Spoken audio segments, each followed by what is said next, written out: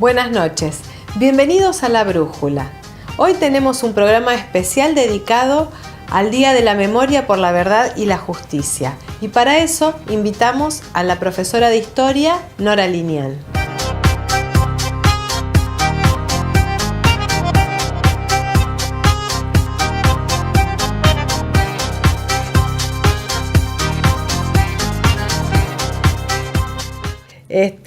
Un poquito como reseña, vamos a decir que el 2 de agosto del 2002, el Congreso de la Nación creó el Día Nacional de la Memoria por la Verdad y la Justicia, con el fin de conmemorar las víctimas del último proceso militar, pero sin darle la categoría no laborable. 3 años después, durante la gestión de Néstor Kirchner, se impulsado por el mismo Poder Ejecutivo que la fecha se convirtiera en feriado. Buenas noches, Nora. Buenas noches, ¿cómo estás? Bueno, ¿cómo recordás ese momento? ¿Cómo recordás especialmente el momento del 24, el día del 24 de marzo? ¿Y cómo recordás también los momentos anteriores a eso? Uno puede, en mi caso, que soy nacida en el 62, puedo recordarlo, y estaba en la escuela secundaria.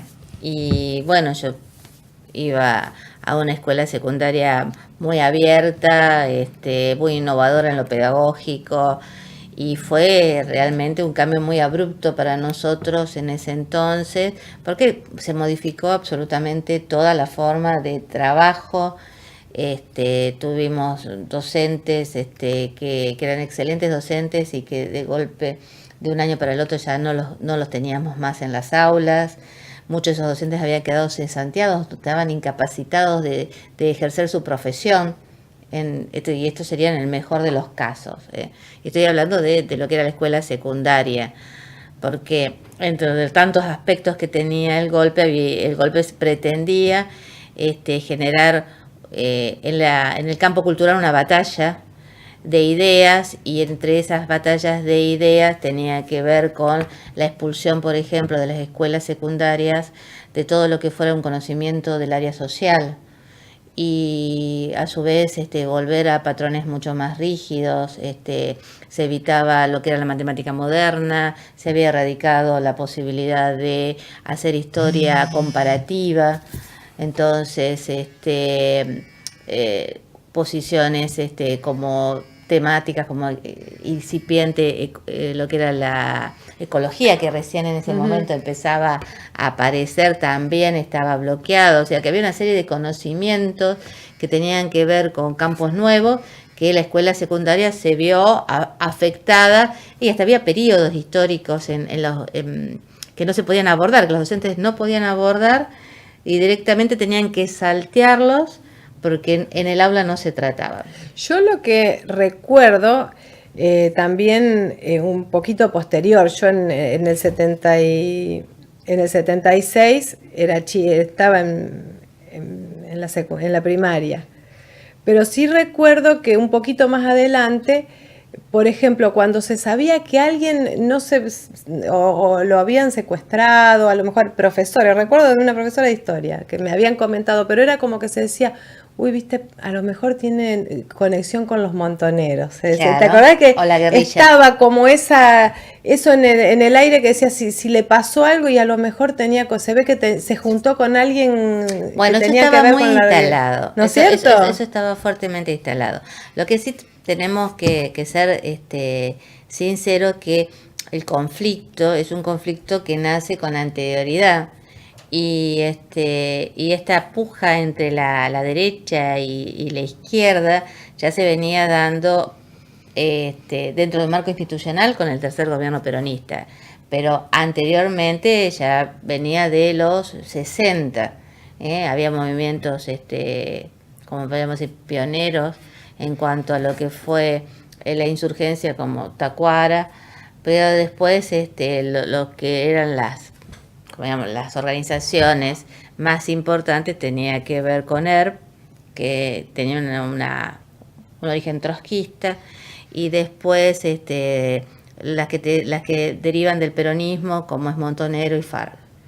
Entonces, y si recordamos, en el 74 ERP toma lo que es el cuartel de Azul, y eso había llevado a un discurso de Perón, de plantear la unión de todos los argentinos y del aniquilamiento. Por primera vez toma el término de aniquilamiento de la guerrilla, y luego ya Perón muerto, Isabel primero en el 75, a principio de año, y después más tarde Luder, toman este concepto de aniquilamiento. Pero aniquilamiento no era aniquilamiento en el sentido físico de las personas, ni tampoco significaba en el decreto que se le daba carta abierta a las Fuerzas Armadas, sí el cambio de rol, que las Fuerzas Armadas, en vez de estar para lo que es la protección de un enemigo externo, aparecía la idea del enemigo interno al que había que, por lo menos, someter. Después, en el juicio de las juntas que se dan durante la presidencia de Alfonsín, el grupo de militares continuamente alude a estos decretos para justificar lo injustificable. Claro. Porque una cosa es el hecho de reprimir acciones contra la población civil, como podía ser, qué sé yo, intento de copamiento, la persecución, encarcelamiento y juicio a personas que habían cometido un atentado, puesto una bomba, explosivos, hecho un secuestro extorsivo, que sería dentro del marco de la ley, totalmente diferente de lo que hizo las tres Fuerzas Armadas una vez que accedieron al poder político a través del golpe. Te hago una preguntita. Por ejemplo, para quien nació posteriormente, uno prende la televisión o ve los noticieros y uno ve noticias de violencia, a lo mejor en una cancha de fútbol violencia, o de muertos en un asalto. ¿Tiene que ver, era una situación de violencia así o era mucho más inmanejable ese momento? Realmente, previo al golpe. Claro, previo al golpe. ¿Realmente era tan inmanejable la situación? Yo creo que se van acumulando una serie de factores. El Perón que vuelve es percibido como un Perón anciano, aunque todos sabemos que Perón, aún anciano, seguía siendo Perón. Cuando entra en puja y los grupos más jóvenes están exigiéndole que de alguna manera ceda lugares a esta juventud, él rechaza eso, y ahí empezamos a tener los primeros, como diríamos, conflictos. O sea, podríamos decir que tenemos un conflicto interno dentro del peronismo que después se traduce en un conflicto más general, y tenemos organizaciones como ERP que directamente nunca dejaron de pensar en la vía de lucha armada, en la idea del foquismo, como un proceso para acceder al poder político. Esto también nos pone en la situación. En los 70, podríamos decir que tanto la extrema derecha como la extrema izquierda no creen en la democracia. O sea, la derecha porque considera la democracia como un lugar de debilidad, y que no encarna los valores de la nación. Y la izquierda porque la ve como un elemento totalmente pequeño, burgués. Entonces, ya sea porque es débil o porque es burgués, en ninguno de ellos se encarna lo que sería el valor de democracia. A lo mejor también es un poco la ansiedad, sabes que para llegar a una buena solución democráticamente te implica un montón de tiempo y de discusiones. A lo mejor uno que quiere la solución rápido lo busca. Claro, pero también creo que había otros ideales. Los ideales tenían que ver con la Cuba que surgió en el 59, la Cuba castrista, la visión hacia la Unión Soviética, la experiencia de Vietnam, que está muy cercana. Pensar que Vietnam, el proceso de la paz se llega a Vietnam a principios de los 70, la experiencia de China. Todas estas situaciones de alguna manera planteaban en ese entonces lo que se puede ser un clima de época. Y el clima de época era que se iba inexorablemente hacia lo que serían soluciones de gobiernos socialistas. Socialistas que es casi como un eufemismo porque se pensaban en comunistas directamente. Claro. Entonces, porque socialismo por ahí uno puede pensar otras alternativas distintas, pero en este caso las que se estaban planteando eran esas. Y parecía como que era inexorable y que todo conducía hacia eso. ¿Eso qué quiero decir? Que muchas personas estaban, y esto tiene que ver con la franja etaria, esto lo dijiste muy bien, hay una ansiedad por llegar. O sea, una ansiedad por llegar y ver concretado lo que uno piensa que es el ideal de sociedad y verlo ya. Entonces, para verlo ya no hay otra vía que aquella que derrumbe todos los regímenes anteriores y genere uno completamente nuevo.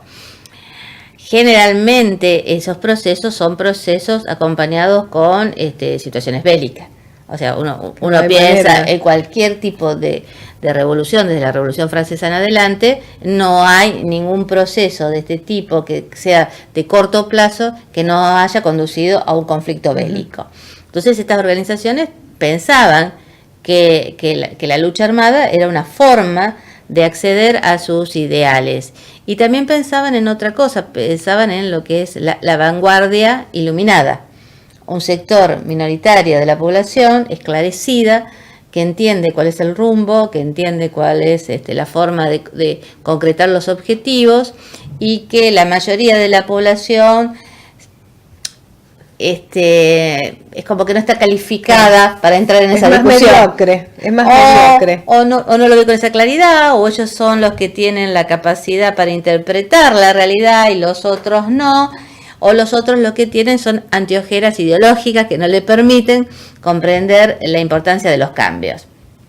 Sea como sea, la cuestión es que 75, con el gobierno de Isabel, a pesar que hay un breve interregno donde Italo Luder se hace cargo de la presidencia, los intentos de algunos líderes de otros partidos para ver si podían llegar a algún gobierno de coalición para tratar de mantener esta situación hasta las elecciones, pensando que las elecciones también iban a implicar la posibilidad de descomprimir la situación, no cierra y ya está en marcha un proceso que, si uno lo piensa, tiene antecedentes en lo que pasó en Chile y en otros lugares de Latinoamérica, en el marco de un conflicto internacional como es la Guerra Fría, y esta idea de la política de dominó, pero es que ya está muy aceitado también la teoría de la seguridad nacional. Hay una serie de mecanismos que ya empiezan a operar y que hacen que el golpe sea prácticamente irrefrenable. Una preguntita, cuando uno dice, se recuerda el Día de la Memoria, la Verdad y la Justicia, ¿por qué el 24 de marzo y no otros golpes? Porque los golpes militares hubo varios dentro de, por lo sangriento, Bien, o sea, los golpes para nosotros se inauguran en la década del 30, tenemos el golpe del 30 con Uriburu, tenemos el golpe del 43 con lo que se llama el GO, que es el Grupo de Oficiales Unidos. Tenemos después una especie de golpe a Frondizi que queda como una cosa bastante tapada, pero sigue siendo un golpe. Después tenemos el golpe del 66 y por último el 76. Antes de que surgiera el golpe del 76, el periodo de Onganía había sido tal vez el más cruento. O sea, había sido el que había tenido niveles más altos de represión. No nos olvidemos que la noche de los bastones largos, el cierre de las universidades, persecución a los jóvenes, se dio en ese marco. Y aparte, el periodo del Onganiato era una alternativa donde las Fuerzas Armadas consideraban que iban a estar un tiempo, diríamos, como vos decías, no tenían fecha para irse. O sea, para decirlo de una forma un poco brutal. O sea, se planteaban, según Onganía, se planteaban objetivos, pero no plazos. O sea que esto significaba nos quedamos hasta que resolvamos todas las cosas que pusimos en la agenda. Y hay mucha represión, o sea, hay represiones, hay situaciones sumamente graves, y el golpe del 66 se diluye ante movimientos sociales muy importantes, como va a ser el Cordobazo, el Rosariazo, el Viborazo, que van a poner en jaque la posibilidad de que los militares puedan seguir gobernando el país. Eso va a dar proceso de apertura. Pero ¿qué es lo que tiene el golpe de 76 que lo hace más memorable? Más memorable, o por lo menos que nosotros nos sirve como para ejercer una memoria y un compromiso social? Es los métodos sistemáticos de desaparición y tortura de personas, seguidas del asesinato, ¿no? Una cuestión que generalmente siempre nos hace recordar a los métodos de nazis, de los campos de exterminio. Una cosa extremadamente siniestra, donde en una barriada, en un lugar cercano, operaban centros clandestinos donde la gente caminaba, hacía las compras por la vereda y a metros de eso se estaba torturando y se estaba matando personas. Este menosprecio por los valores de la vida, de la integridad física, esto se hizo en nombre del Estado. Entonces, ese es el punto, me parece, para utilizar una palabra muy alperindonguiana, que sería de clivaje, de ruptura, ¿no? Que nos plantea a nosotros como argentinos, que tiene que ver con esta frase del nunca más, es que nosotros no podemos admitir como sociedad que el Estado sea violatorio, claro, de las garantías individuales, y que produzca hacia su propia población un plan sistemático de aniquilamiento de personas.